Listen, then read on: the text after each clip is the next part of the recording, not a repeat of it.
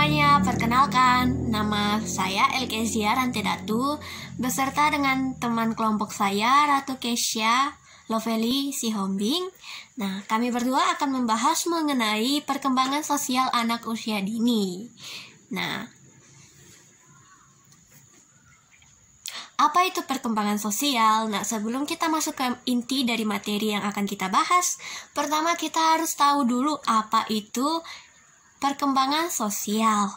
Nah, saya mengutip dari KBBI atau Kamus Besar Bahasa Indonesia.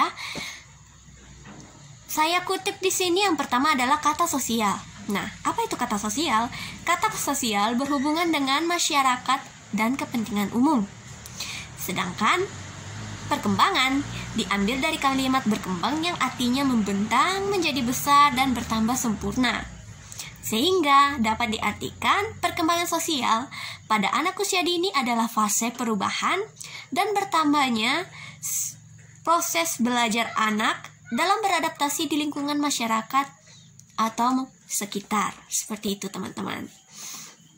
Nah, jadi perkembangan sosial ini adalah sebuah kemampuan kemampuan seorang anak dalam menyesuaikan diri dalam lingkungannya. Lingkungan, baik itu lingkungan keluarga, baik itu lingkungan masyarakat di sekitarnya, atau lingkungan di sekolahnya, seperti itu. Nah, kemudian setelah kita tahu apa itu perkembangan sosial pada anak usia dini, saatnya kita akan membahas tentang teori yang berkaitan dengan perkembangan sosial anak. Nah, teori-teori yang saya ambil ini, saya ambil 2 teori dari tokoh-tokoh terkenal. Nah, tokoh pertama yang saya ambil adalah dari Jean Piaget. Nah, teori kognitif Jean Piaget mengatakan pada tahapan praoperasional usia 2-7 tahun, Jean mengatakan bahwa anak usia dini memiliki sifat egosentris, di mana anak menganggap semua yang ada di sekitarnya adalah miliknya, naif, dan belum tentu ingin berbagi dengan orang lain. Nah, kenapa saya ngambil teori Jean Piaget ini? Karena memang betul, terutama untuk anak usia 2-7 tahun, di mana seorang anak ketika berumur sekitar 2-7 tahun, mereka akan bersikap egosentris. Maksudnya egosentris itu apa? Nah, maksudnya egosentris adalah mereka bakal berpikir bahwa lingkungan di sekitarnya itu adalah miliknya. Contoh, mamaku, papaku, mainanku, temanku, gitu. Semuanya milik dia. Seperti itu. Dan anak belum tentu akan berbagi, karena dia berpikir bahwa semua yang ada di sekitarnya adalah miliknya. Seperti itu. Lalu, tadi itu teori pertama. Sekarang teori kedua yang saya ambil di sini ada teori yang berasal dari Lev Vygotsky. Nah, di dalam teori Lev Vygotsky saya mengambil teorinya tentang teori konstruktivisme. Di dalam teorinya, Vygotsky mengatakan bahwa seorang anak dapat membangun pengetahuannya melalui interaksi sosial. Nah, ini sangat penting dengan perkembangan sosial seorang anak. Kenapa? Yang namanya sosial yang namanya seorang makhluk hidup, terutama kita sebagai makhluk sosial, manusia sebagai makhluk sosial, kita tidak bisa lepas dengan yang namanya interaksi dengan orang lain. Entah itu orang yang tidak kita kenal, entah itu keluarga, entah itu teman, entah itu lingkungan pergaulan kita, atau lingkungan pergaulan keluarga. Kita tidak bisa lepas dengan yang namanya interaksi sosial antar sesama manusia, seperti itu. Dan dari sini kita mempelajari bahwa melalui teorinya, Vygotsky mengatakan kalau anak itu bisa belajar melalui interaksi, dan itu memang betul. Faktor-faktor pertama yang bisa membantu anak belajar, selain melalui keluarganya, selain melalui belajar dari gurunya, dia juga berinteraksi. Interaksi ini sangat penting karena dia belajar melalui hal-hal yang baru dia lakukan, atau hal-hal yang terkumpul menjadi sebuah pengalamannya, seperti itu. Nah, berikutnya kita akan bahas di sini ada ciri khas perilaku anak usia dini. Nah, ciri khas perilaku sosial Jadi di dalam video ini kita khusus akan membahas tentang sosial anak, perkembangan sosial anak usia dini. Seperti itu. Sebenarnya sosial dan emosi, tapi dibagi. Untuk yang ini kita bahas tentang sosial, nanti di kelompok lain bahasnya tentang emosi. Jadi kita dibagi dua, seperti itu. Jadi kita harus tahu dulu dong, ciri khas perilaku sosial anak usia dini itu seperti apa. Nah, ciri laku yang pertama adalah egosentris. Nah, seperti yang dikatakan tadi dalam teorinya Jean Piaget, bahwa anak itu egosentris. Mereka menganggap semua yang ada di sekitarnya itu miliknya. Ini mamaku, ini temanku, ini sahabatku, ini mainanku, ini kakakku, ini mamaku, semua punyanya dia. Ini rumahku, ini mobilku, ini motorku, semuanya punya si anak. Seperti itu. Nah, ciri khas yang kedua adalah memiliki relasi sosial pada benda. Maksudnya? Nah, jadi seorang anak itu belum bisa membedakan. Dia menganggap benda mati itu adalah makhluk hidup. Seperti itu. Contohnya, boneka. Anak perempuan bermain boneka, ya kan?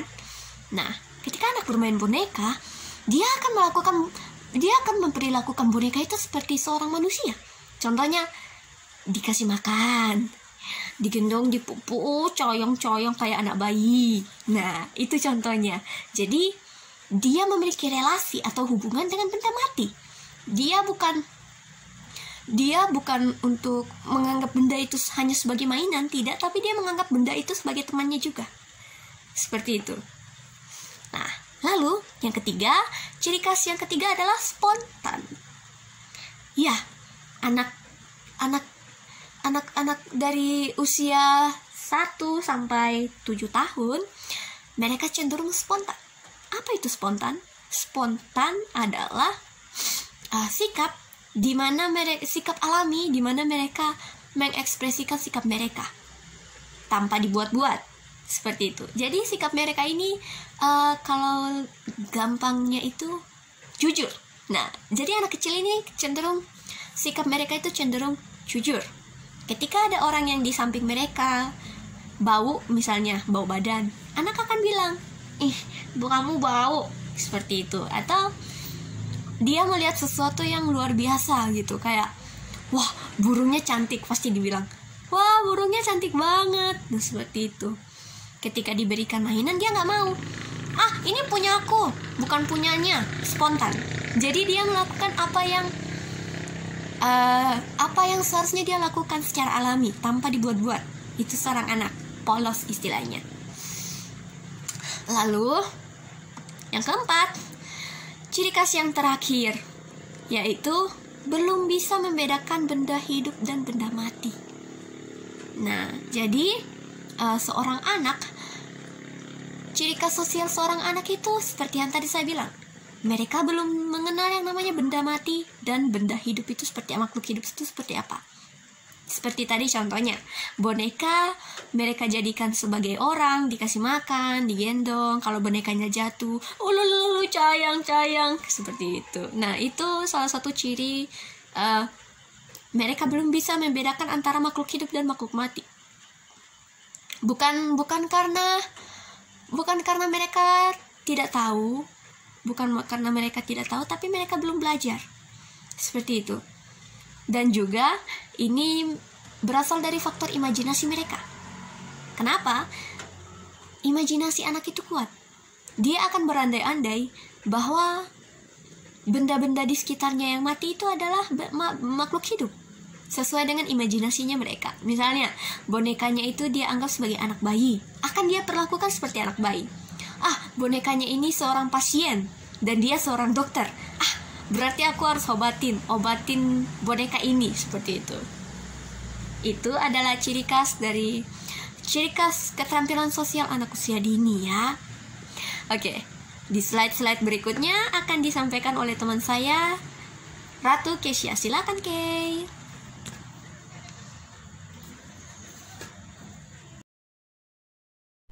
Baik, yang selanjutnya kita akan membahas tentang keterampilan anak usia dini. Keterampilan anak usia dini itu apa sih? Jadi, keterampilan anak usia dini adalah kemampuan seorang anak untuk berinteraksi dengan orang lain, baik dalam hubungan formal maupun informal. Nah, apa aja keterampilan yang dimiliki oleh anak usia dini? Yuk disimak lebih lanjut. Jadi, yang pertama itu adalah kenal emosi. Jadi, kita harus mengenalkan pada anak usia dini bagaimana cara mengontrol emosi yang baik. Misalnya saat kondisi dia sedang di kelas, lalu dia tidak ingin diganggu oleh temannya, tapi temannya tetap mengganggu. Nah, kita bisa mengajarkan anak itu bagaimana cara bilang ke temannya bahwa dia lagi tidak ingin diganggu atau apa. Nah, kita harus mengenalkan emosi ini sejak usia prasekolah, karena cara anak untuk mengontrol emosinya nanti itu sangat berpengaruh terhadap interaksi dia dengan orang lain. Jadi saat dia bisa mengontrol emosinya dengan baik, maka dia akan mudah berinteraksi dan beradaptasi dengan lingkungan sekitar.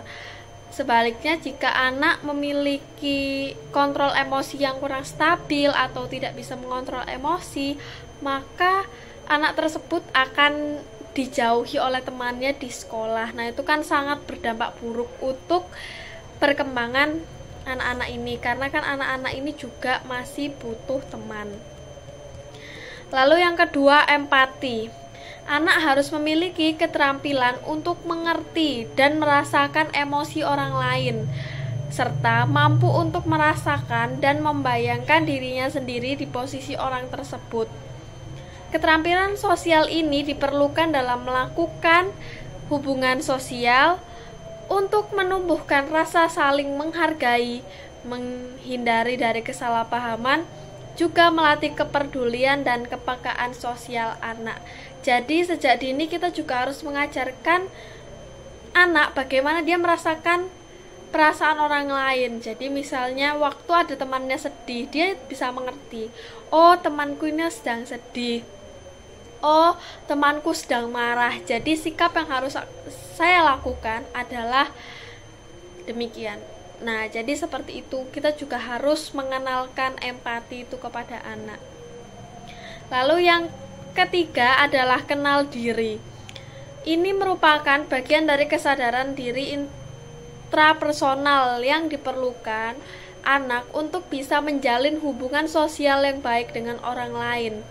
Kenal diri tak hanya sebatas mengenal identitas, siapa namanya, siapa nama orang tuanya, di mana tempat tinggalnya, apa jenis kelaminnya, dan identitas lainnya, tapi juga mencangkup apa kesukaannya, harapan dan keinginannya, maupun perilaku dirinya dalam menghadapi lingkungan. Jadi anak memiliki kesadaran diri akan dirinya sendiri. Keterampilan diri ini akan membantu anak untuk bisa memilih sendiri kegiatan yang ingin dilakukan dengan teman atau orang lain, seperti apa dia akan bermain dan mencari alternatif lain. Contohnya, anak sudah mulai mengenal identitas dirinya sebagai anak perempuan dan ia ingin bermain dengan teman perempuannya untuk bermain boneka. Ketika temannya tidak mau bermain, dia bisa melakukan alternatif lain dengan bermain peran bersama anak lainnya. Jadi anak sudah tahu apa yang menjadi keinginan dirinya.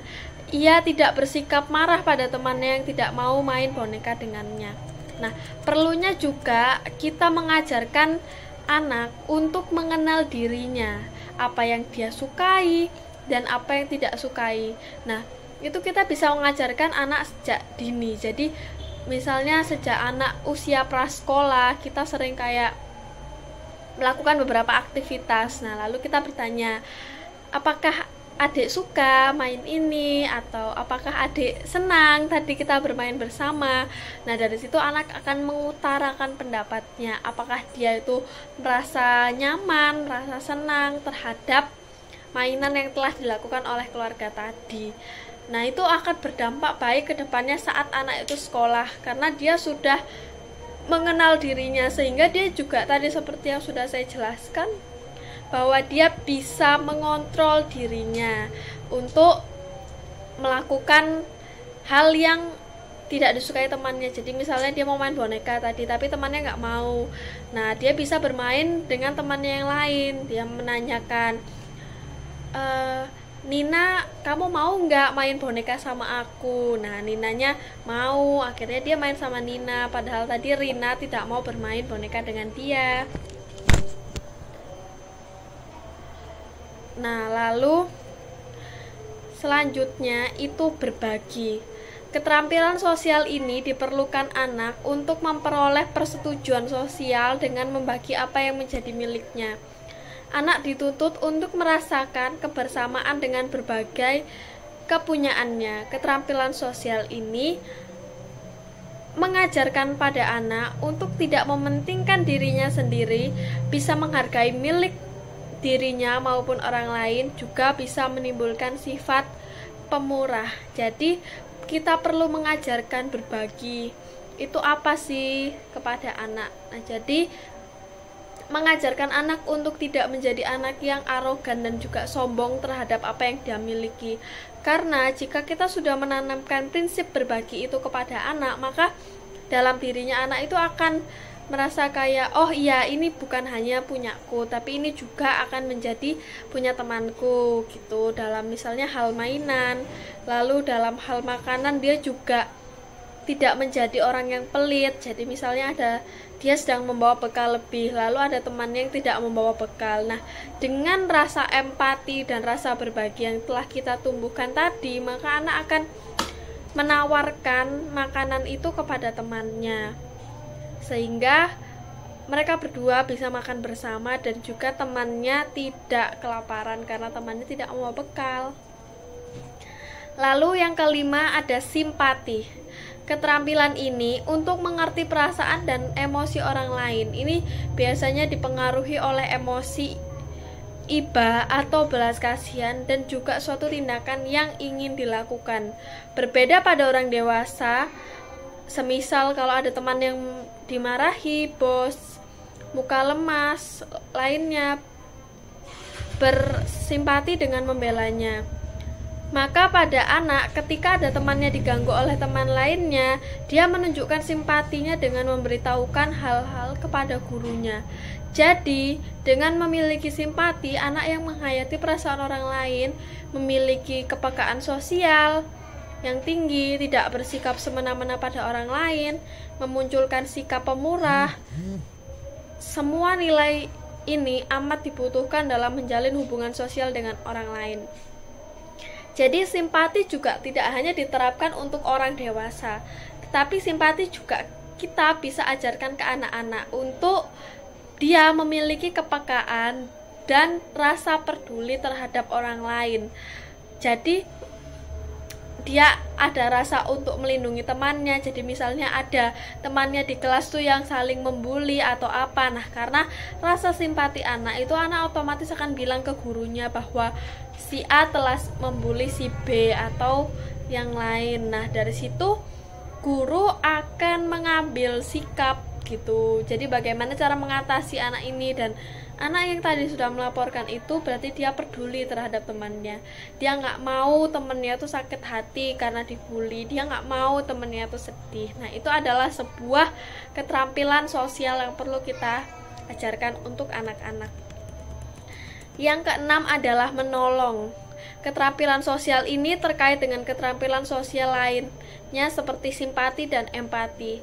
Menolong menumbuhkan kesadaran diri pada anak untuk membantu orang lain, dapat mengembangkan sikap kepedulian sosial sehingga anak pun bisa diterima dalam lingkungan kelompok, pertemanan maupun lingkungan sosial yang lebih luas. Jadi saat kita sudah mengajarkan simpati, empati, nah maka itu akan menimbulkan rasa untuk menolong dan juga berbagi. Jadi keterampilan sosial ini pada dasarnya itu saling berkaitan. Nah, siapapun, jika anak itu sudah ada dasarnya menolong, maka anak itu akan menolong siapapun. Karena kan pada dasarnya anak itu masih kayak polos gitu. Jadi dia tidak akan memandang siapapun itu. Nah, pokoknya orang butuh pertolongan, dia akan berusaha menolong sebisa mungkin.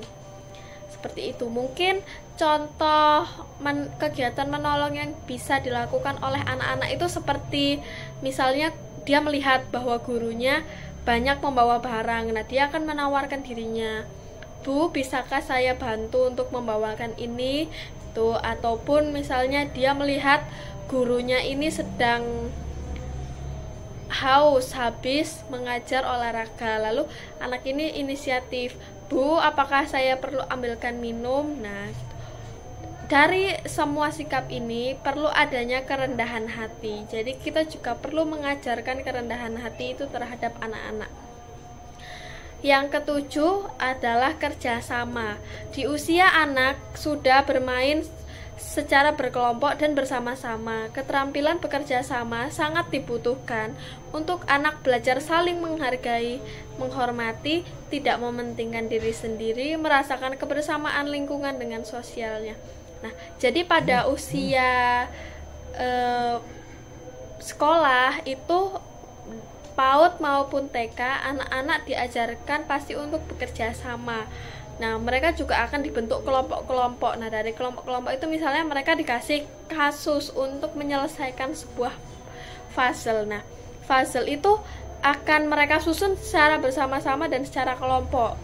Jadi kalau mungkin disusun sendiri kan mungkin anak akan kebingungan.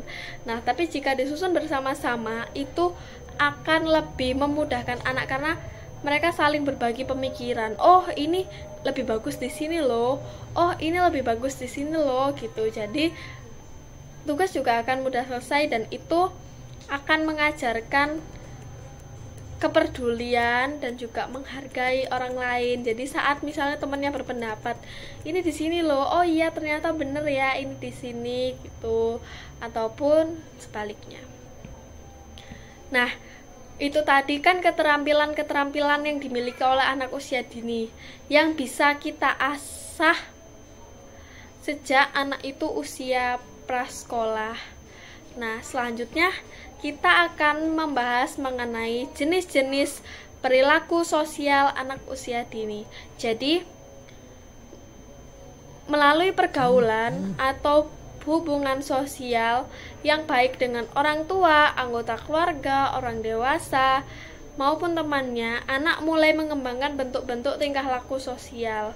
Jenis perilaku sosial dikemukakan oleh Harlock tahun 1980 halaman 116 bahwa perilaku sosial pada masa kanak-kanak yang tampak pada anak usia 2-6 tahun yaitu meniru, persaingan, kerjasama, simpati, empati, dukungan sosial, membagi, negativisme, agresif, perilaku berkuasa, memikirkan dirinya sendiri, dan merusak. Sejalan dengan pemikiran yaitu bentuk-bentuk tingkah laku sosial anak itu juga ada agresif, berselisih atau bertengkar, menggoda, persaingan, kerjasama, tingkah laku, berkuasa, mementingkan diri sendiri, dan simpati. Jadi anak usia 2-6 tahun itu sudah mulai memiliki perilaku-perilaku sosial, yaitu bagaimana cara dia untuk beradaptasi dan juga memperlakukan sesamanya itu sudah terlihat. Biasanya anak itu kan egois ya, merasa berkuasa, merasa ini punyaku ya, cuma punyaku gitu. Nah, terus juga anak juga udah mulai meniru apa yang dilakukan oleh orang tuanya, seperti itu.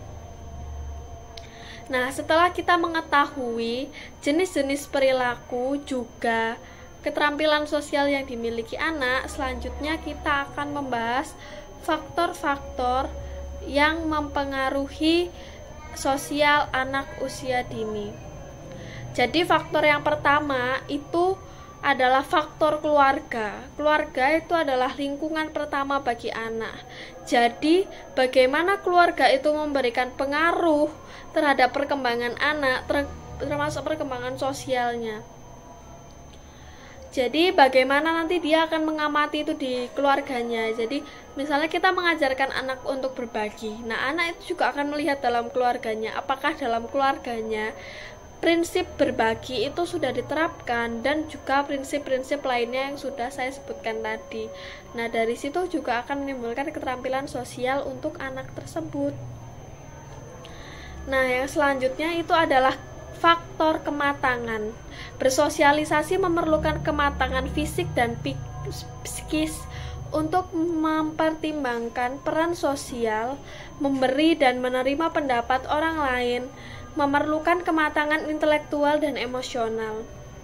Di samping itu, kemampuan berbahasa ikut pula menentukan. Dengan demikian, untuk mampu mensosialisasi dengan baik diperlukan kematangan fisik sehingga setiap orang fisiknya telah mampu menjalankan fungsinya dengan baik. Nah, jadi perlu adanya kematangan dalam fisik itu dalam artian misalnya kita mau menolong orang lain, pastikan motorik kasar kita itu sudah bisa bergerak dengan baik. Motorik kasar anak itu sudah mampu bergerak dengan baik, sehingga misalnya dia mau menolong orang untuk mengambilkan sesuatu, maka anak itu sudah bisa memegang, sudah bisa menggenggam, dan lain-lain seperti itu. Terus yang ketiga adalah faktor sosial ekonomi keluarga. Kehidupan sosial banyak dipengaruhi oleh kondisi atau status kehidupan sosial keluarga dalam masyarakat. Masyarakat akan memandang anak bukan dari anak yang independen atau mandiri, akan tetapi akan dipandang dalam konteksnya yang utuh dalam keluarga ini. Ia anak siapa? Secara tidak langsung akan berpengaruh dalam pergaulan anak, masyarakat, dan kelompoknya, akan memperhitungkan nama yang berlaku di dalam keluarganya. Jadi status sosial keluarga itu juga sangat ditentukan gitu. Jadi misalnya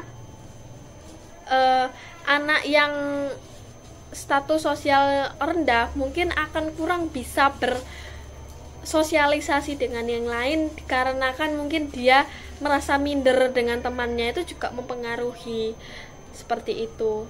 Yang keempat, dari pihak anak itu sendiri. Perilaku akan banyak memperhatikan kondisi normatif yang telah ditanamkan oleh keluarganya. Sehubungan dengan itu, dalam kehidupan sosial anak akan senantiasa menjaga status sosial dan ekonomi keluarganya dalam hal tertentu. Maksudnya menjaga nama keluarga. Jadi, saat anak itu sudah beranjak dewasa, maka dia juga akan berusaha. Misalnya saat anak dididik dengan baik, dididik dengan keterampilan sosial yang baik, maka saat anak itu beranjak dewasa, beranjak remaja, anak itu juga akan menjaga sikapnya untuk tetap menjaga nama baik keluarganya itu sendiri. Yang selanjutnya ada dalam faktor pendidikan. Pendidikan merupakan proses anak yang terarah. Hakikat pendidikan sebagai proses pengoperasian ilmu yang normatif akan memberikan warna kehidupan sosial anak di dalam masyarakat itu dan kehidupan mereka di masa yang akan datang. Pendidikan dalam arti luas harus diartikan bahwa perkembangan anak dipengaruhi oleh kehidupan keluarga, masyarakat, dan kelembagaan. Penanaman norma perilaku yang besar secara sengaja diberikan kepada peserta didik yang belajar di kelembagaan pendidikan atau sekolah. Peserta didik bukan saja dikenalkan kepada norma-norma dekat, tapi dikenalkan pada kehidupan bangsa yang nasional dan norma kehidupan antar negara. Etik pergaulan membentuk perilaku kehidupan bermasyarakat dan bernegara. Jadi faktor lainnya yang menentukan perilaku adalah sekolah. Jadi bagaimana sekolah itu menerapkan aturan-aturan yang akan membuat anak itu misalnya disiplin, anak itu terarah gitu. Nah, pasti setiap sekolah akan mengajarkan kedisiplinan dan juga norma-norma yang baik terhadap anak-anak itu. Yang keenam itu adalah kapasitas mental, emosi, dan intelijensi. Kemampuan berpikir banyak mempengaruhi hal ini, seperti kemampuan belajar, memecahkan masalah, dan berbahasa. Anak yang berkemampuan intelektual tinggi akan berkemampuan berbahasa secara baik. Oleh karena itu, kemampuan intelektualnya tinggi, kemampuan berbahasanya baik, dan pengendalian emosional secara seimbang sangat menentukan keberhasilan perkembangan sosial anak. Sikap saling mengerti dan mampu memahami orang lain merupakan modal utama dalam kehidupan sosial, dan hal ini sangat mudah dicapai oleh remaja atau anak yang berkemampuan intelektual tinggi. Pada kasus tertentu, seorang jenius atau superior sukar untuk bergaul dengan kelompok sebaya karena pemahaman mereka telah setingkat dengan umur orang yang lebih tinggi. Sebaliknya, kelompok umur yang lebih tinggi atau dewasa telah menganggap dan memperlakukan mereka sebagai anak-anak gitu. Jadi kadang-kadang anak-anak juga ada yang mempunyai kemampuan intelektualnya itu tinggi. Jadi misalnya di TK, anak-anak kan biasanya lihat atau main film di YouTube gitu, atau lihat di YouTube ataupun lihat serial anak-anak. Nah, tapi ada beberapa anak itu yang tidak tertarik dengan film anak-anak itu, justru dia malah menyukai seperti Spider-Man dan lain-lain, dia sampai mengikuti. Terus ada juga anak yang suka melihat penemuan dari Albert Einstein atau yang lain-lain. Nah, itu juga berpengaruh gitu. Jadi anak-anak yang misalnya nih anak TK, ada si A itu lebih menyukai ilmuwan-ilmuwan seperti Albert Einstein dan lain-lain. Nah, yang lainnya itu menyukai Dora dan lain-lain. Lalu yang anak suka Albert Einstein ini membahas tentang Albert Einstein atau ilmuwan lain ini terhadap teman-temannya. Nah, otomatis teman-temannya yang lain itu tidak akan mengerti karena teman-temannya mungkin mikir ini apa gitu. Nah, tapi anak yang ini tuh dia mempunyai kemampuan yang lebih dari teman-temannya, seperti itu. Terus yang selanjutnya adalah faktor lingkungan luar keluarga. Maksudnya adalah pengalaman sosial awal di luar rumah melengkapi pengalaman di dalam rumah untuk merupakan penentu yang penting bagi sikap sosial dan perilaku anak. Nah, jadi faktor dari luar itu juga bagaimana anak diterima oleh temannya. Nah, itu akan mengembangkan juga perilakunya. Jadi misalnya saat anak udah menawarkan diri untuk menolong gurunya di luar sekolah, di luar rumah, nah itu juga termasuk jika anak itu diterima, berarti dia akan menimbulkan percaya diri terhadap anak itu. Jadi, aku tadi sudah bantu Bu ini loh, dan dia berterima kasih sama aku. Nah, dia akan menolong orang secara terus-menerus seperti itu. Terus yang ke-8 ada faktor teman sebaya.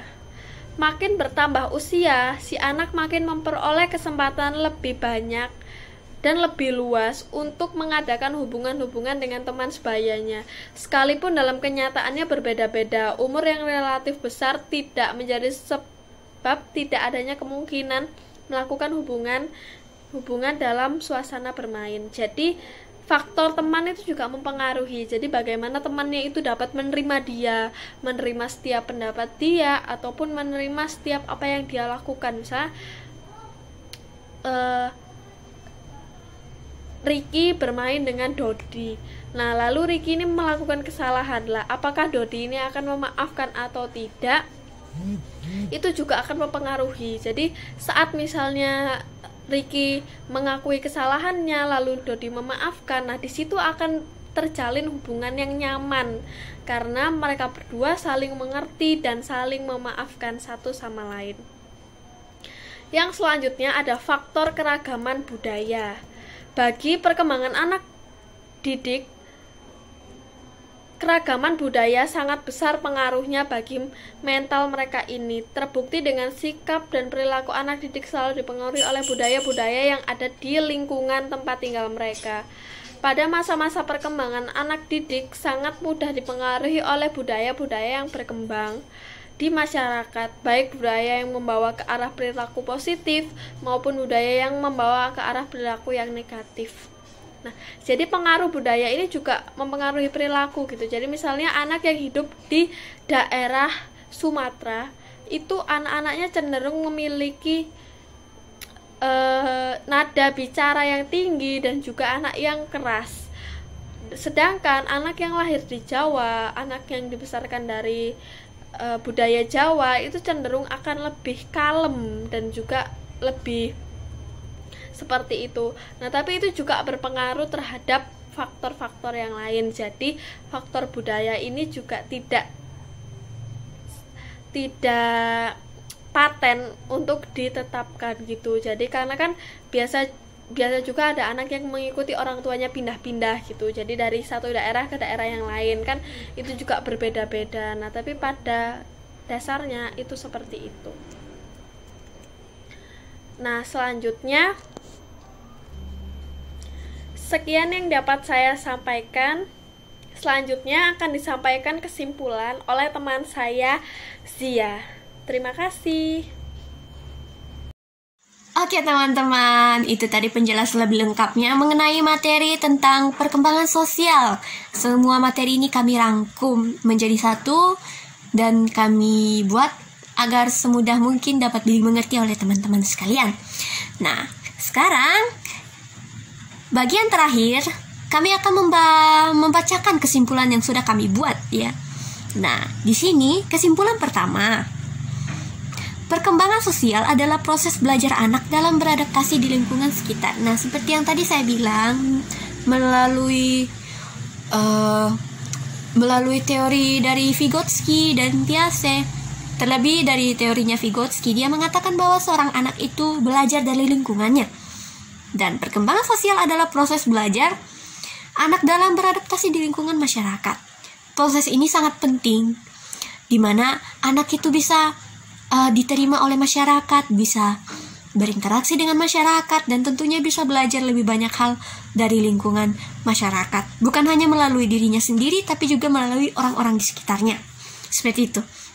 Nah, kesimpulan kedua, dalam teorinya, Piaget mengatakan bahwa seorang anak memiliki sifat egosentris, di mana ia menganggap semua yang ada di sekitarnya adalah miliknya. Ini adalah ciri-ciri yang paling khas dari sebuah perkembangan anak usia dini, di mana seorang anak itu pasti beranggapan bahwa semua yang ada di sekitarnya itu adalah miliknya. Seperti itu. Lalu yang ketiga, salah satu ciri khas perilaku anak usia dini adalah memiliki relasi dengan benda.